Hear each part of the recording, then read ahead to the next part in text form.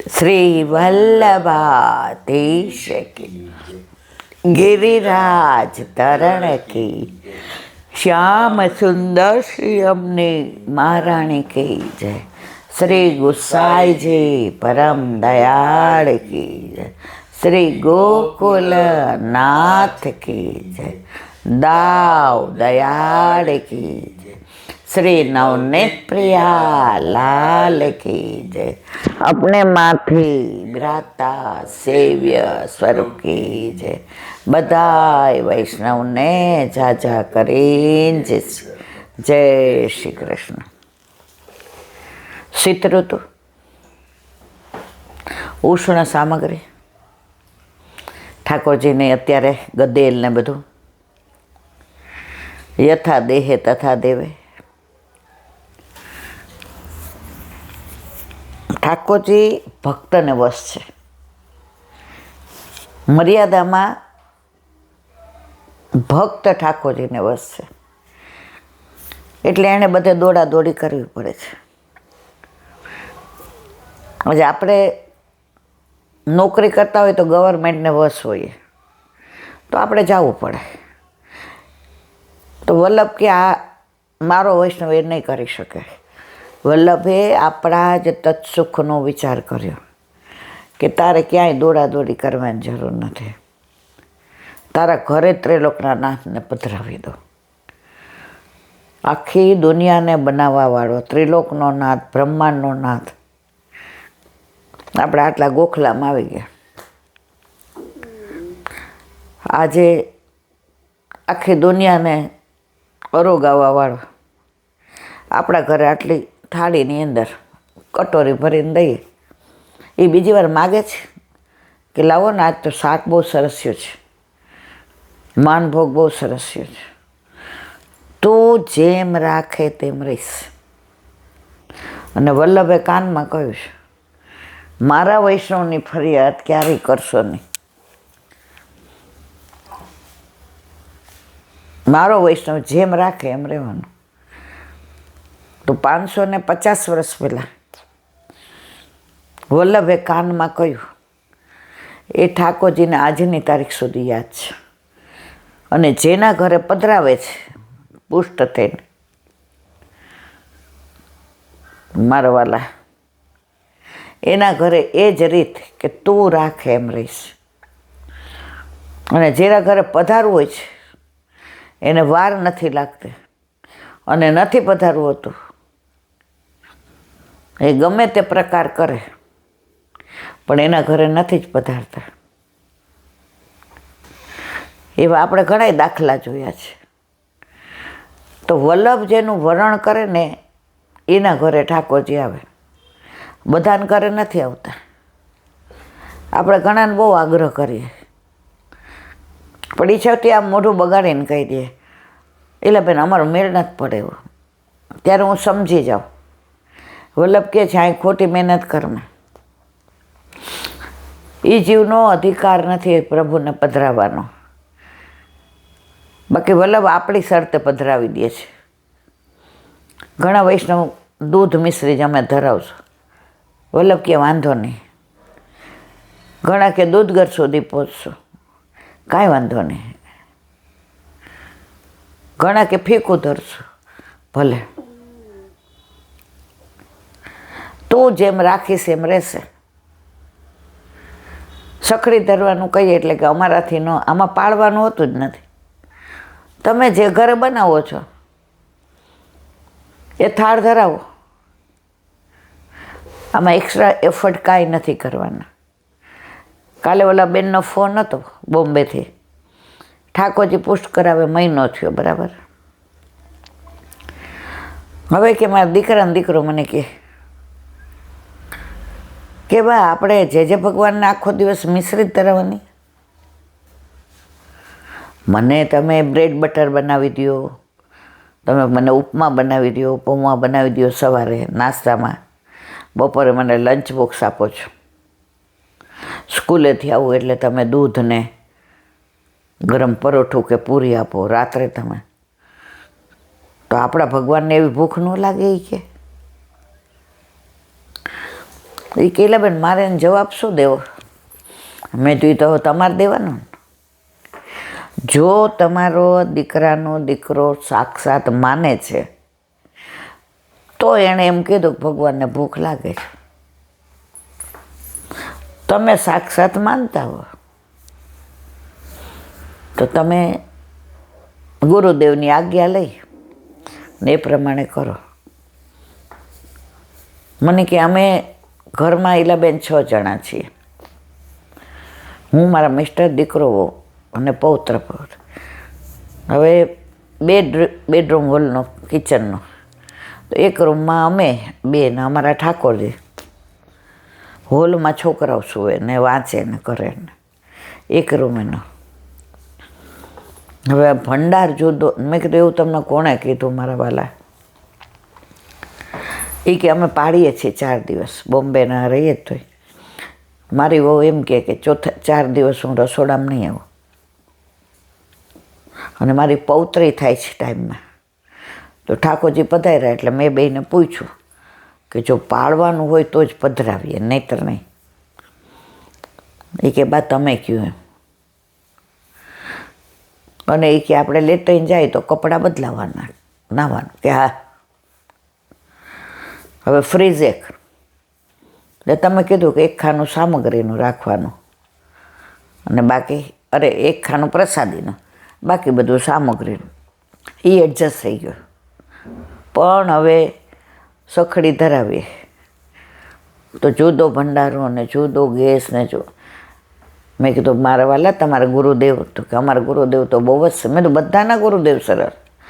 વલ્લભકુળ અત્યારે સમય પ્રમાણે આપણા ઉપર એટલી કૃપા કરે છે કે યથા દેહે તથા દેવે.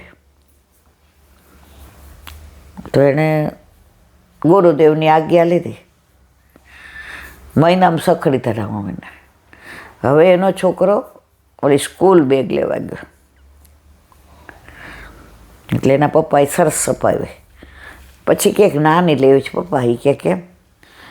એ કે મારે ઠાકોરજીની સ્કૂલે નહીં જવાનું. અરે તારી ભલી થાય. પછી લઈ લીધી નાની બેગ. એટલે જઈને એણે કીધું જો હજી તમે નાના છો ને હમણાં આવ્યા છો, એટલે હવે હું તો આગળ બહુ ભણું છું ને, એટલે બેગ મોટી મારી.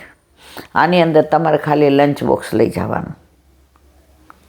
કારણ કે હજી તો તમારે ભણવાનું હોય ને, હજી તમારે ઇંગ્લિશ મીડિયમમાં હોય એટલે એમ કે ને હજી તો 1 to 100 આવડશે, પછી આગળ જવાનું. એટલે આમાં ખાલી લંચ બોક્સ. એને દાદીને આમ જ જુએ. પછી ઓલા બંટાજીને એ બધું હતું ને, તો નાનો ડબ્બો કાઢ્યો સ્ટીલનો નવો, અને અંદર પાપડ તળ્યા હતા. એટલે ઠાકોરજી માટે ભરી દીધા અને બેગ મૂકી દીધી. મેં શું કરસ? એ કે તમે તો આખો દી બંટા ગોળી ભરો, તો ખારું કંઈક જોઈએ ને. એટલે આ બેગમાં એ ખારું મૂક્યું છે. હવે જો હું ના પાડું તો એનો ભાવ ખંડિત થાય. અને આપણું તો મને એવું થાય કે કાંઈ એવું કરવું થોડું કરાય. પછી મને મનમાં વિચાર આવ્યો, એને એ ઠાકોરજીને સાક્ષાત માને છે તો એને આવું મન થયું ને. બાકી તો આ ઘોરે અડતો નહીં, અહીંયા ન અવાય. પછી મેં કીધું કે તો કે બા મને ખબર છે હું ચામડાની બેગ નથી લાવ્યો. 9માં તો એટલે એવી તો ખબર પડે જ ને. તમે જુઓ બેગ શેની જ કપડાની છે ને. તો એણે જોયું ને તો એણે રેશમી કાપડ બાંધીને મૂક્યું અંદર. પછી સવારે ઉઠીને એ લઈ અને જે પાપડ ધરાવ્યા હતા એ પ્રસાદી થઈ ગયા, એના લંચ બોક્સમાં ભરી દીધું. મેં કીધું કેમ? એ કે ઠાકોરજીએ કીધું પ્રસાદ બધો તારે, હું ધરાવું તો મારો હોય ને. તો ઈલાબેન એણે કીધું કે જે હશે ને એ હું સવારે કલેઉમાં એટલે નાસ્તામાં લઈ લઈશ. તો પહેલાં અમે એને બહુ ખીજાતા કે તું દૂધારે નાસ્તો કર એકલા. તો કે ના મને શોર્ટ રિસેસમાં જ ભાવે છે અત્યારે એની મેળાએ જ કે આ સવારે જે ઓલો એને ભર્યું હોય ને ડબ્બો, અમે ના એટલે નથી પાડતા કે એનો ભાવ પુષ્ટ થાય. તો એમાંથી લઈ લે. એ ડબ્બો હાથે ખાસો કરે, પછી ધોવે, લૂછે બરાબર, અને પાછો ભરે. બા અહીંયા બહાર મૂકી દેજો. બહાર મૂકે, અંદર મૂકવાનું નથી કહેતો કે ઠાકોરજી સ્કૂલે જાય એટલે બધું બહાર. જો ઘરમાં પ્રભુ છે તો બાળકોને આવો ભાવ આવે. હવે ઠાકોરજી જ ઘરમાં નથી અને આપણે કહીએ ચલો દર રવિવારે હવેલીએ દર્શન કરી આવો, ભલે જાય. હવેલી 2 વૈષ્ણવને મળશે, ઠાકોરજીને, પણ જે આ ભાવ આવે છે ને એ મારવાલા નહીં આવે. પાડોશમાં કોઈ બા દાદા રહેતા હોય અને આના બા દાદા ગામડે રહેતા હોય તો ઓલા એમ કે તારે અમને બા દાદા કહેવું, તો અમારા દીકરા જેવો જ. દીકરા જેવો છે પણ દીકરો તો નથી જ. એમ આપણા ઘરે આપણા માથે બિરાજતા આપણા ઠાકોરજી આ બધું જતાવે. અને ઘરમાં હોય ને તો સાક્ષાત માને, બાકી તો બહાર દર્શન કરીને જ આવી જવાના છે. હવે એક નાની વાત, નરસિંહ મહેતાની બધી વાતો બધા જાણે છે, પણ આની એક વિશેષતા કેવી છે. નરસિંહ મહેતાનું મામેરું ભર્યું ને નરસિંહ મહેતાનું ઘી ઠાકોરજી લઈ આવ્યા ને દેવું ભર્યું, એ બધી વાત બધાય જાણે. પણ રાગ કેદારો ગીરવી મૂક્યો ને એની મેં આજે વાત સાંભળી, એ મને બહુ ગમી, એટલે મારે એની વાત કરવી છે. નરસિંહ મહેતા ઠાકોરજીને શ્રૃંગાર ધરાવે. રાગ કેદારો સાંજનો છે, રાતનો છે, સવારનો નથી. પણ આ તો નરસિંહ મહેતા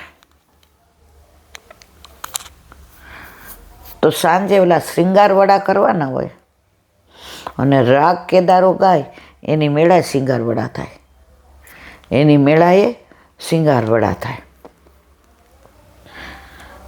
આપણે સાંજે આપણે તો બપોર સુધીની જ સેવા છે, તો ઠાકોરજીને શિંગાર વડા કરીએ ત્યારે આપણે કીર્તન ગાઈએ.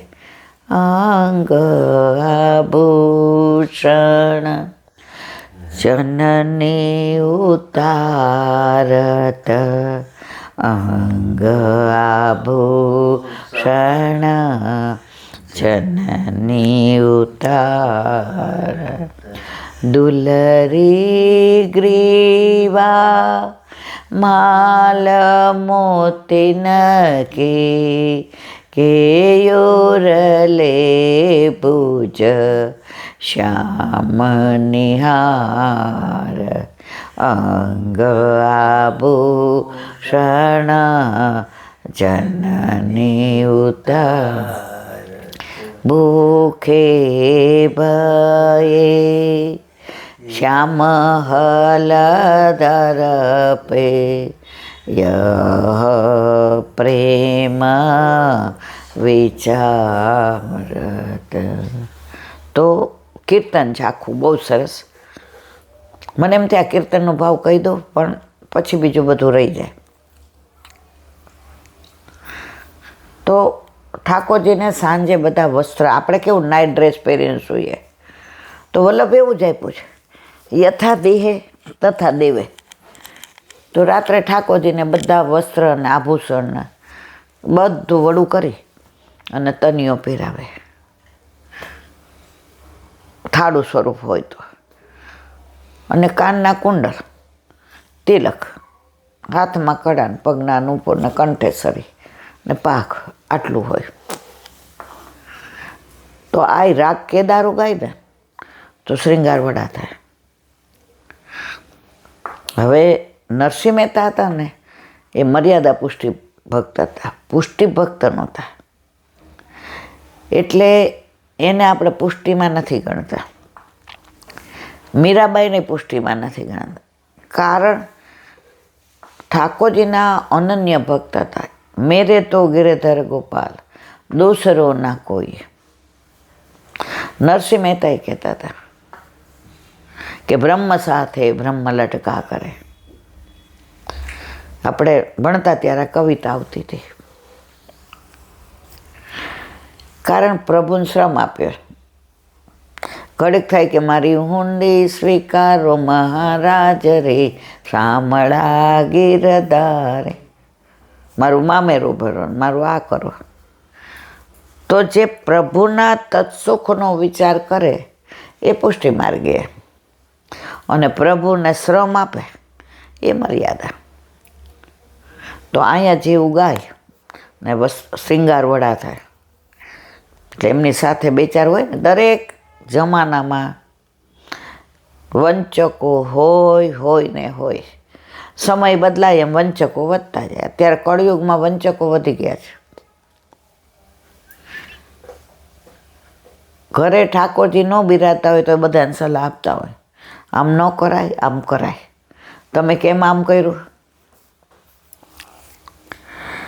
એટલે બે ચાર જણાએ કીધું, એ ક્યાં નાટકીયો છો નરસિંહ?